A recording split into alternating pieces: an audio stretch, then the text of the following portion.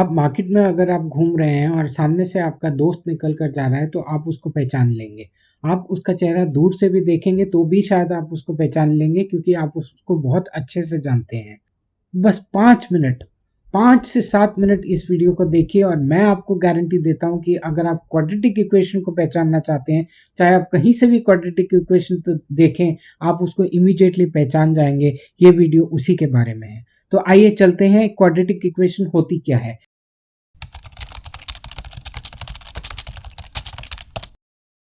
Quadratic equation का standard form होता है ax² + bx + c = 0। यानी कि कोई भी इक्वेशन जिसको हम ax² + bx + c = 0 के फॉर्म में लिख सकते हैं, उसको क्वाड्रेटिक इक्वेशन बोला जाता है। यहाँ पे x एक वेरिएबल है और a is the coefficient of x², b x का कोफिशिएंट है और c कांस्टेंट टर्म है। वेरिएबल कुछ भी हो सकता है, x की जगह y भी हो सकता है, तो y अगर हो तो it will become ay² + by + c = 0 और वेरिएबल अगर m हो तो वो am² + bm + c = 0 हो सकता है। तो this is the standard form of a quadratic equation. पर क्वाड्रेटिक इक्वेशन वो होती है जिसमें x की मैक्सिमम पावर 2 होती है। इस इक्वेशन में आप देखें तो यहाँ पे भी x की पावर 2 है और यहाँ पे भी x की पावर 2 है, यानी ये दोनों क्वाड्रेटिक इक्वेशंस हैं। ऐसे ही आइए देखते हैं कुछ इक्वेशंस को और कोशिश करते हैं कि वो क्वाड्रेटिक इक्वेशन है कि नहीं है। जैसे ये इक्वेशन है x² + 3x + 2 = 0। क्या ये क्वाड्रेटिक इक्वेशन है?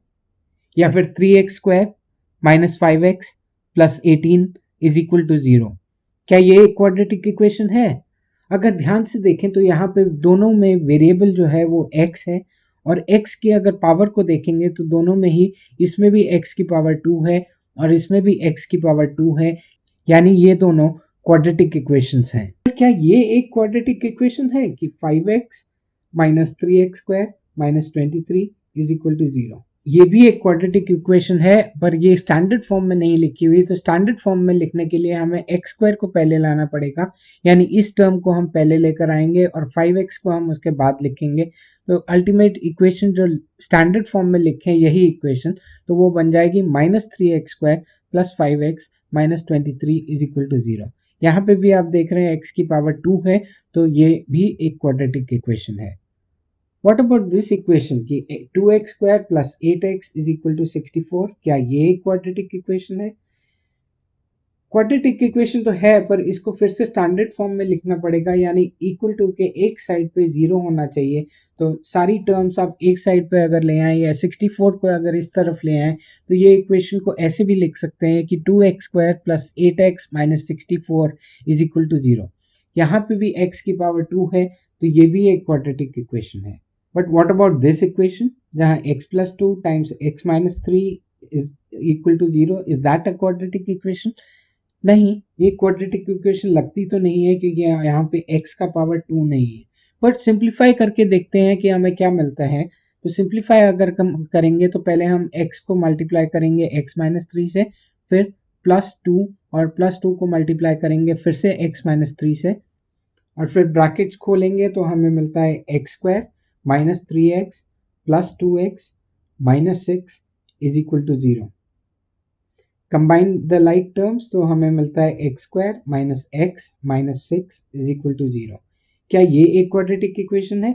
हाँ, एक साइड पे 0 है और मैक्सिमम पावर जो x की है वो 2 है, तो ये भी एक क्वाड्रेटिक इक्वेशन है। What about the equation 2x + 1x = 4? क्या ये एक क्वाड्रेटिक इक्वेशन है? नहीं, ये क्वाड्रेटिक इक्वेशन नहीं हो सकती क्योंकि यहाँ पे x डिनोमिनेटर में है। पर क्या हम इसको standard form ax² + bx + c के फॉर्म में लिख सकते हैं? आइए देखते हैं। इसको अगर दोनों साइड को हम x से मल्टीप्लाई करें तो 2x × x becomes 2x², 1/x × x becomes 1 और उधर 4 × x becomes 4x। तो ये 2x² और 4x को अगर हम इस तरफ ले आए तो 2x² - 4x + 1 = 0। तो देखा आपने, 2x + 1/x = 4 is also a quadratic equation, क्योंकि उसको जब हमने रीअरेंज किया, उसको जब सिंपलेस्ट टर्म्स में हम लेकर आए तो हमको एक क्वाड्रेटिक इक्वेशन ही मिल गई। पर इस इक्वेशन का क्या, जहां पे 5x/x² + 3x + 6 = 0? क्या ये एक क्वाड्रेटिक इक्वेशन है? लेट्स सी, इसको भी हम रीअरेंज करके देख लेते हैं। अब 0 मतलब 0/1 भी हम उसको लिख सकते हैं। क्रॉस मल्टीप्लाई करें तो we get 5x is equal to x square plus 3x plus 6 times 0, यानी कि सिंप्लीफाई करेंगे तो 5x इज इक्वल टू, और 0 मल्टीप्लाइड बाय एनीथिंग इज 0, तो 5x इज इक्वल टू 0। तो ये एक क्वाड्रेटिक इक्वेशन नहीं हो सकती, क्योंकि यहाँ पे x की जो मैक्सिमम पावर है वो 1 है, वो 2 नहीं है। तो this is not a quadratic equation.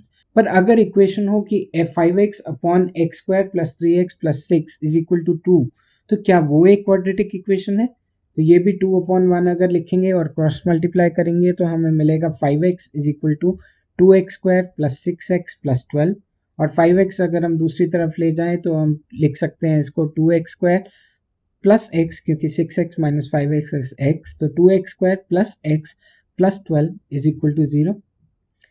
यहाँ पे आप देख रहे हैं कि x की मैक्सिमम पावर 2 है, तो ये भी एक क्वाड्रेटिक इक्वेशन है। पर अगर इक्वेशन हो 1 upon root of x plus 2 is equal to 2, क्या ये एक क्वाड्रेटिक इक्वेशन है?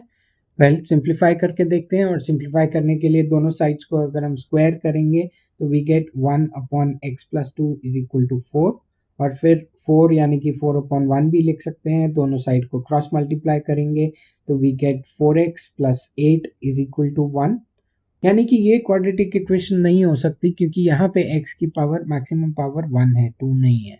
पर इक्वेशन हो अगर 2 upon square root of x square minus 4 is equal to 5, क्या वो एक क्वाड्रेटिक इक्वेशन है? लेट्स सिंप्लीफाई, दोनों साइड्स को स्क्वायर करेंगे तो we get 4 upon x square minus 4 is equal to 25।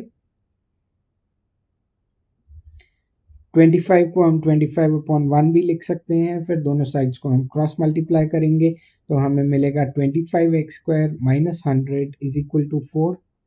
4 को अगर हम उस साइड पे ले आए तो 4 उधर माइनस हो जाएगा, यानी कि हम इसको 25x square minus 104 is equal to 0 लिख सकते हैं। क्या ये एक क्वाड्रेटिक इक्वेशन है? नहीं, ये क्वाड्रेटिक इक्वेशन नहीं हो सकती, क्योंकि यहाँ पे x की टर्म तो है ही नहीं। पर स्टूडेंट्स, उसका कोई फर्क नहीं पड़ता, क्योंकि x की टर्म अगर है ही नहीं, उसका मतलब कि जब हम स्टैंडर्ड फॉर्म को लिखते हैं ax square plus bx plus c is equal to 0, और अगर b 0 हो तो obviously 0 multiplied by x will also become 0, तो वो इक्वेशन सिर्फ ax square plus c is equal to 0 बन सकती है। बट x की हाईएस्ट पावर आप देखेंगे तो वो 2 ही है, और 2 है, यानी कि ये भी एक क्वाड्रेटिक इक्वेशन है। So 25x square minus 104 is equal to 0 is also a quadratic equation. अभी हमने देखा कि b अगर 0 हो जाए तो x वाली टर्म होती नहीं है, बट c 0 हो जाए तो क्या होगा?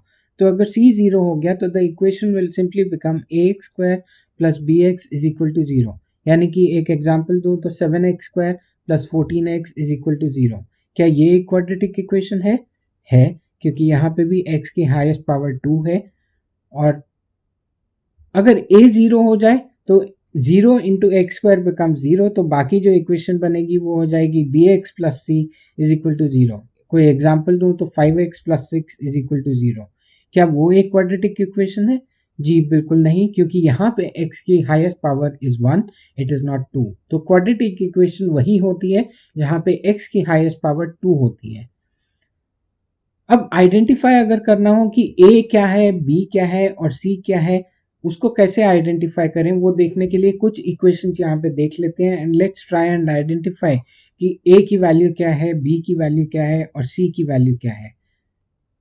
पर आगे बढ़ने से पहले मैं आपको बताना चाहता हूँ कि ऐसी चीज़ें अक्सर मैं अपने चैनल पर करता रहता हूँ, तो अगर आपने इस चैनल को सब्सक्राइब नहीं किया हुआ तो एक बार सब्सक्राइब ज़रूर करिए और बेल आइकन को ज़रूर क्लिक करिएगा ताकि आप कुछ मिस ना करें, क्योंकि मैथ से रिलेटेड टॉपिक्स मैं अक्सर इधर करता रहता हूँ। तो ग्रेड 9 से ग्रेड 12 तक या ग्रेड 8 भी कई बार मैं ले लेता हूँ, बट आजकल ज़्यादा फोकस कर रहा हूँ 9th और 10th पर। तो कोई भी टॉपिक अगर आप समझना चाहते हैं तो इस चैनल को ज़रूर सब्सक्राइब करिए।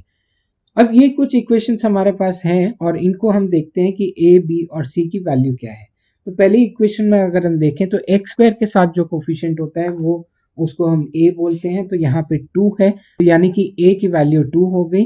b होता है वो कोफिशिएंट जो x के साथ होता है, और यहाँ पे b की वैल्यू 13 है, और c is the constant term. और ध्यान रखिएगा साइन हम हमेशा साथ में लेते हैं, तो c will be equal to -5 है। सिर्फ 5 लिखने से गलत हो जाएगा, तो c -5 है। सेकेंड इक्वेशन में देखें तो यहाँ पे स्टैंडर्ड फॉर्म में नहीं लिखी हुई ये इक्वेशन, तो इसको स्टैंडर्ड फॉर्म में लिखने के लिए पहले हम -3x² plus 2x plus 8 is equal to 0 करेंगे, तब आप a, b और c की वैल्यू निकाल सकते हैं। तो यहाँ पे x² का कोफिशिएंट -3 है, तो मतलब a की वैल्यू -3, b की वैल्यू 2 और c की वैल्यू 8 है। थर्ड इक्वेशन भी स्टैंडर्ड फॉर्म में नहीं लिखी हुई, क्योंकि x वाला टर्म हमेशा बीच में आता है, तो इसको हम रीअरेंज करके लिखेंगे, तो it will become half x square minus 5x plus 8 is equal to 0, यानी a की वैल्यू 1/2 है, b की वैल्यू -5 है और c की वैल्यू 8 है। इसको हम इक्वेशन को सिंप्लीफाई भी कर सकते हैं कि दोनों साइड्स को अगर हम 2 से मल्टीप्लाई करें तो the equation will become 2 into half x square, तो 2 और 2 कैंसिल हो गया, तो we get x square minus 10x plus 16 is equal to 0। तो यानी a की वैल्यू यहाँ पे कुछ नहीं है, तो जब कुछ नहीं होता तो हम उसको 1 मान लेते हैं, तो यानी a की वैल्यू 1 है, b की वैल्यू -10 है और c की वैल्यू 16 है। तो चाहे आप ऊपर लिखें a is equal to half, b is equal to -5 और c इज इक्वल टू 8, या फिर आप लिखें a is equal to 1, b is equal to -10 and c is equal to 16, तो दोनों ही सही हैं। आगे चलते हैं नेक्स्ट इक्वेशन। यहाँ पे जैसा हमने देखा था पिछले एग्जाम्पल में कि x plus 2 into x plus 4 is equal to 0, यानी इसको हमको सिंप्लीफाई करना पड़ेगा, और सिंप्लीफाई करके जब हम इस इक्वेशन को लिखेंगे तो this will become x square plus 6x plus 8 is equal to 0। और उसमें अगर हम एक्स स्क्वायर के कोफिशिएंट को देखें तो वो 1 है, क्योंकि कुछ नहीं लिखा हुआ तो 1 ही होता है, यानी a की वैल्यू 1 है, b की वैल्यू 6 है और c की वैल्यू 8 है। नेक्स्ट अगर हम देखें तो इक्वेशन है x square plus 48 is equal to 0, यहाँ पे x वाली टर्म नहीं है यानी b तो 0 होगा, एक्स स्क्वायर के साथ का कोफिशिएंट कुछ नहीं लिखा हुआ यानी वो हम 1 मानेंगे, तो यानी a is equal to 1, b is equal to 0, और कांस्टेंट टर्म आप देख रहे हैं कि 48 है, दूसरी साइड पे 0 है, तो obviously c is equal to 48। अगली इक्वेशन अगर हम देखें x square is equal to 25, यहाँ पर आप देख रहे हैं 25 राइट हैंड साइड पे है। क्वाड्रेटिक इक्वेशन वही होती है जहाँ पे एक साइड पे 0 हो, यानी 25 को अगर हम दूसरे साइड पे ले जाएं तो we get x square minus 25 is equal to 0। और अब ये स्टैंडर्ड फॉर्म में आ गई है, अब आप a, b और c की वैल्यू निकाल सकते हैं। एक्स स्क्वायर के साथ कुछ नहीं लिखा हुआ है यानी a is equal to 1, b x वाली टर्म है ही नहीं तो b इज इक्वल टू 0, और c अगेन हम साइन के साथ देखेंगे तो वो -25 है, तो इट विल बी -25। अगली equation 5x square minus 15x is equal to 0, यहाँ पे a की वैल्यू 5 है, b की वैल्यू साइन के साथ देखेंगे -15 है, और c की वैल्यू यहाँ पे c है ही नहीं तो c will be equal to 0। हम इस इक्वेशन को फैक्टराइज भी कर सकते हैं, जहां पहली दो टर्म्स में से 5 अगर हम कॉमन ले लें तो we can get x square minus 3x within the brackets. और अगर हम इस क्वाड्रेटिक इक्वेशन को देखें तो यहाँ पे a की वैल्यू 1 है, b की -3 है और c की 0 है। और last equation 3x is equal to 9x square, इसको अगेन हम स्टैंडर्ड फॉर्म में लिखेंगे, उसके लिए 3x को इस तरफ लेकर जाएंगे तो it will become 9x square minus 3x is equal to 0। यहाँ पे अगर हम या फिर हम इसको ऐसे भी लिख सकते हैं कि 9x स्क्वायर को उस तरफ ले जाएं तो -9x square plus 3x is equal to 0। या फिर पहली इक्वेशन में अगर हम 3 फैक्टर आउट कर लें तो इट कैन ऑल्सो बिकम कि 3 को कॉमन लेकर अंदर बचेगा 3x square minus x is equal to 0। तो अगर हम तीनों इक्वेशन में लिखें, तीनों ही आंसर आपके सही होंगे अगर आप उस फॉर्म में लिखेंगे। तो पहली वाली इक्वेशन में a की वैल्यू 9 है, b की वैल्यू -3 है, हमेशा साइन के साथ देखेंगे, और c इज इक्वल टू 0। दूसरी वाली इक्वेशन में a is equal to -9, b is equal to +3 और c ऑब्वियसली वो टर्म ही नहीं है तो c will be equal to 0। और थर्ड इक्वेशन में अगर देखेंगे तो a is equal to 3, b is equal to -1 and c is equal to 0। तो आप देख रहे हैं कि कैसे ही एक इक्वेशन को हमने 3 अलग अलग फॉर्म में लिखा और तीनों में आप जैसे भी लिखेंगे आपका आंसर थोड़ा सा फर्क आएगा, पर उस इक्वेशन के लिए वो बिल्कुल सही है। अगली वीडियो में हम जरूर सीखेंगे क्वाड्रेटिक इक्वेशंस के बारे में और डिटेल में, पर अभी के लिए इस वीडियो को लाइक जरूर कीजिए और ये जहां पे मेरी फोटो आ रही है इस पर क्लिक करिए ताकि आप सब्सक्राइब हो जाएं, और अपने फ्रेंड्स के साथ ये लिंक जरूर शेयर करिए ताकि वो भी इस चैनल से बेनिफिट कर पाए।